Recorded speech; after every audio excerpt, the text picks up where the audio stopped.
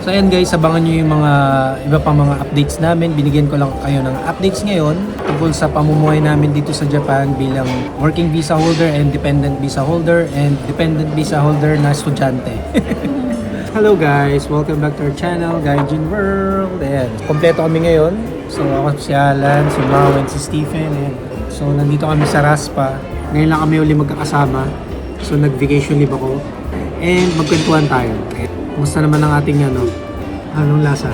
Oh, cold naman talaga yun eh. Ay, yung kinakain niya. Puro prito. Anyway, kumusta ang school mo? Ayan, para malaman nila. How's your school, Steven?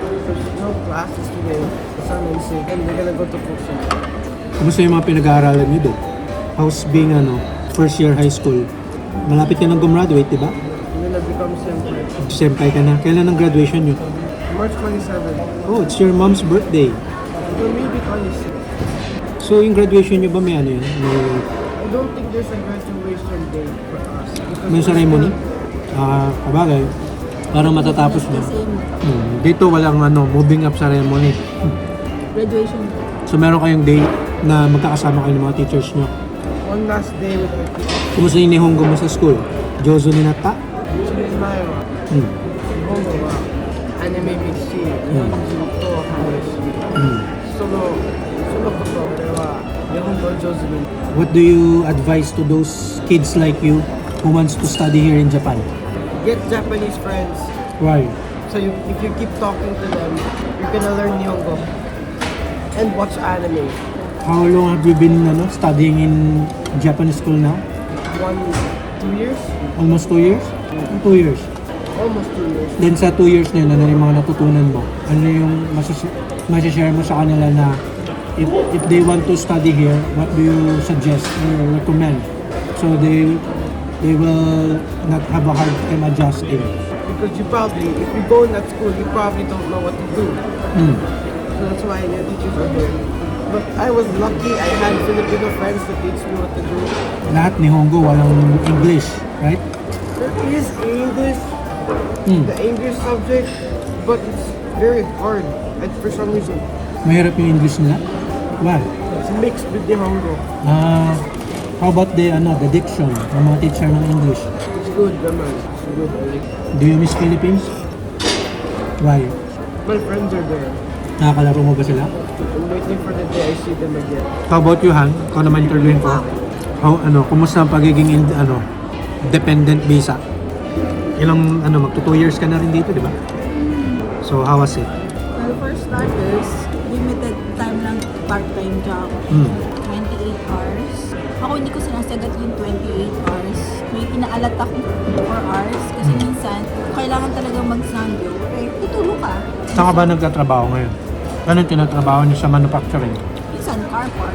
Ngayon ba, ima or walang trabaho masyado? Ngayon, medyo busy. Talaga? Ano yung palagi mong nirereklamo sa akin dyan sa trabaho mo? Kaya di ba sa mga parts kailangan mag-tornilyo ka. Kung marunong ka nun, yun ang trabaho mo. So, pagka nagtatrabaho ka, ilang araw yung trabaho mo? Ilang days ka lang allowed? Pero yung iba, ina-adjust nila para maging 5 days sila. Sa akin naman, 2 days, ipahinga mo na lang. Kasi kung ipapasok mo yun, sayang, nagsusot ka pa, magigisi ka pa maaga, mag-aayos ka pa, magbabaon ka pa, mga ganun. So, allowed lang silang magtrabaho dito, yung dependent, ng 28 hours a week. Si Stephen, pwede din siya mag-work pag na siya, 16 years old. 18 lang ba yun? Ang driving? I will check. 18 siguro. Kailangan kasi yung driver's license.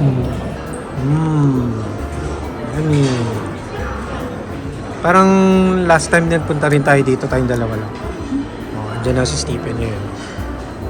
So dun sa mga katulad mo na nagiging dependent ng mga asawa nila dito, ano yung mapapayo mo sa kanila? Yung mga magsisimula pa lang. Kung mag-work kayo, aralin niyo yung mga words na kailangan ginagamit. Kunyari, sa manufacturing kayo, yung pindutin dito, ulit dito, kahit yung mga ganun stuff, alam nila. Kasi, though may matutunan naman sa inyo doon, lalo na dito po, yung mga tutulong namang mag-tsuya, alam mo. Maano yun, parang, kumbaga, points yun dun sa leader. Parang gano'n na naiintindihan mo siya. Hindi mo na kailangan kasi sayang din naman yun sa oras pag yung gagawin So, ibig sabihin, habang nasa Pilipinas sila, mag-aral sila ng Nihongo, gano'n? Kahit simple lang naman. Kaya ilagay mo lang dito. Patong mo dyan. Mga gano'n. Hilain mo dito. Kumusta ba yung Hawakan. ano mo, Japanese level mo? Japanese language mo? Though hindi ka naman masyadong mag-uusap doon.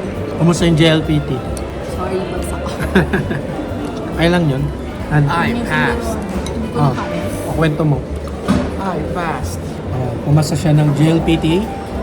What level? And 4, How's the experience taking the JLPT, Stephen? you cannot do anything. It's so scary. Hmm? So scary. They look strict. Very, very strict. Yeah, they're gonna flag you with red or yellow card. Kapag nakahuli ka na lang maingay. Scary. Experience din yun sa akin kasi nag-JLPT ako na kasama yung anak ko. Oh, dalawa sila. First time nilang nag-take ng JLPT. Siyempre with the help of their sensei, Jin Sensei. So magte-take ba ulit kayo? Hindi ko alam.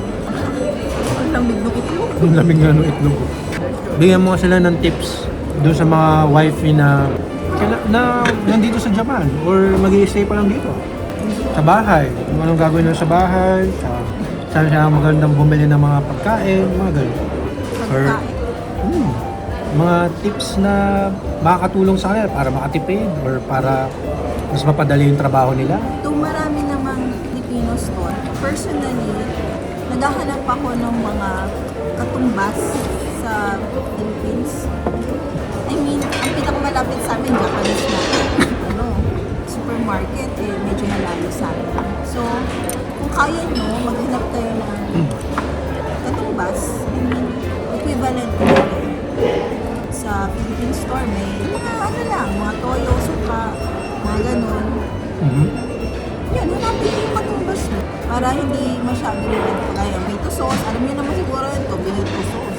Meron naman sila minsan na English. Ay, Thank you. malabnaw. Malasado. Malasado pala yung itlog. Hindi kami sanay bumili ng mga ano. Ayoko ng malasado. Kumuha ka ng namamasahan ko. Doon sa mismong unahan ng pilahan. The first Kung saan natin kuha yun. there's nito, may lalagyan na ganyan. Alam mo, kakaaral ko ng Nihongo na bobobo na ako mag-English. Kailangan kausapin siya ng English. Kasi Steven, English mo laging kausap eh. Hindi ko ba alam paano matututo yung mag-Nihongo dun sa school. So yun guys, syempre pag nandito kayo, laging busy, palaging ang priority natin yung trabaho natin, pero huwag din natin kalimutan na magpahinga. Katulad yan, today may trabaho ko ngayon pero mas pinili kong magpahinga or mas pinili kong magbakasyon. Gamitin yung UQ or yung vacation leave. Pero kasi yung iba naman kasi, marami kasi sinusuportahan, kaya hindi mo rin maiwasan na nag-example. Yung mga katrabaho mo, halos lahat nagtatrabaho kahit weekend, di ba?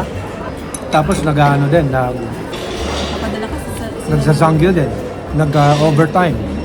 Tapos nagpapadala kasi sa Pilipinas, di ba? Okay lang yun. Ang ibig ko lang sabihin, syempre, huwag natin kalimutan na health is wealth. Di ba? Meron nga tayong kakilala na or yung isa sa mga kaklase daw ni Stephen, yung parents nun, di ba? Namatay dahil sa pagod siya. I'm not sure kung totoo yun. Namatay dahil sa pagod sa pagtatrabaho. Kumusta naman Nakakaipon ka ba bilang dependent visa holder? Nakakaipon ka ba? Makakaipon ka ba kapag dependent visa? Pwede naman.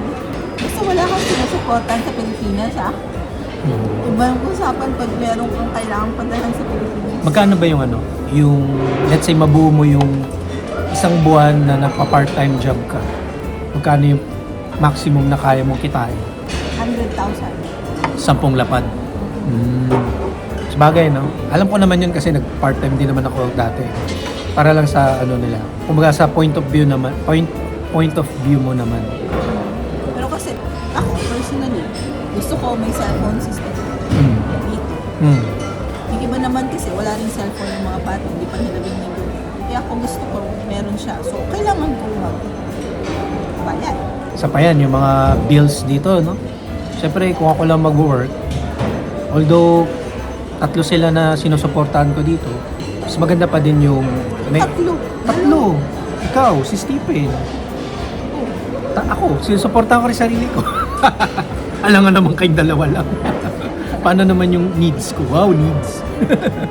Hindi naman kasi ako pala gastos. Kumbaga, mas maano ko eh. Sa food kami magastos. Ang galing mo yan.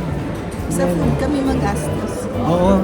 Hindi ako yung mas makakaipon ka kung hindi ka palabili ng mga, Mga sapatos. diba, sapatos, damit, mga relos, mga gadgets. So, yung mga gadgets ko, ginagamit ko lang naman usually sa pagbablog.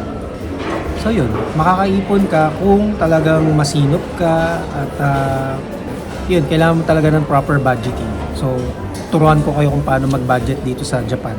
Kami, nagbabudget Oo, kami. mag-budget tayo talaga Nag-usap palagi. kami palagi. Meron kaming simple spreadsheet lang na ginagamit para ma-manage yung mga bills, mga kautangan. Siyempre ngayon may utang na dahil may credit card na ako eh.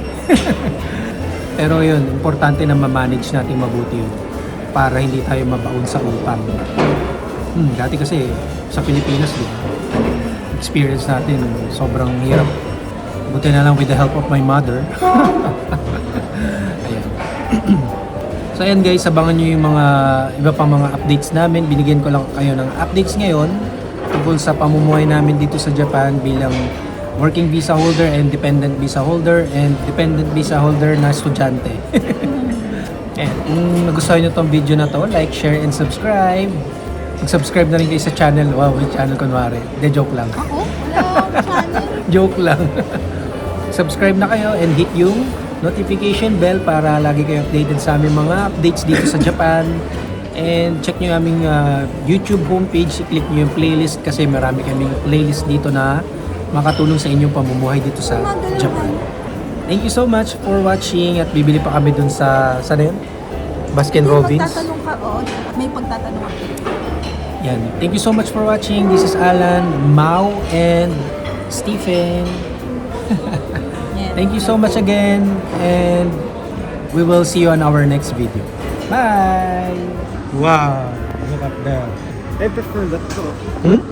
Ayaw mo nung may cone? No. Yan, sa kanya yan. Yan ito sa akin. Ang lamig-lamig na tapos nagka-ice cream pa din. Thanks. Ay? Yan, banding with ano. Ano lasa? Taste good? Yeah, it's Ano naman yan? Poker piece. good. Ako din. Sorry, going. Why? Are you busy na naman? I'll be busy at 3. Ba't ano meron? I'm gonna play the game.